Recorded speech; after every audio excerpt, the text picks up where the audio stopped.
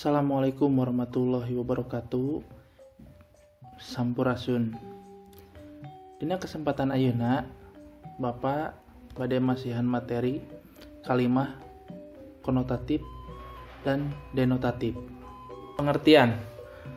Kalimah konotatif adalah kata yang mengandung arti kiasan, sedangkan denotatif adalah arti yang sebenarnya dari kata tersebut sesuai dengan yang ada pada kamus.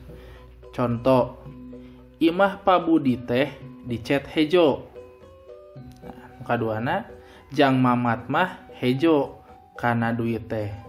Di dia aya dua kecap, di sini ada dua kata anu sarua nyaeta hejo. Tapi hejo di dia dina tiap kalimah teh beda artina. Anu kahiji mah nyaeta hejo teh negeskeun yen warnana hejo.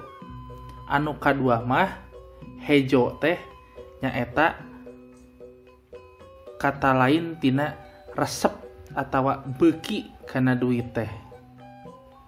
Gitu. Contoh sejena kembang. Arti denotatif nyaeta tumbuh-tumbuhan.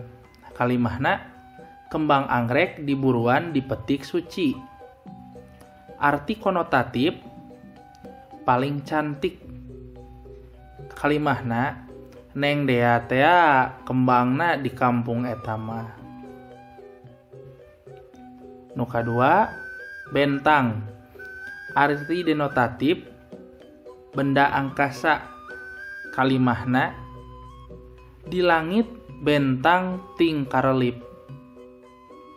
Arti konotatifna terpandai. Kalimahna Roni teh bentang pelajar di kelas kuring. Nah, di dieu Bapak aya tugas kanggo hidup.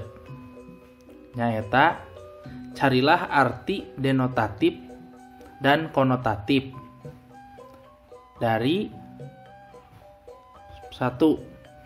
Korsi, 2. Logor, 3. Naek, 4. Kotor, 5. Amplop, 6.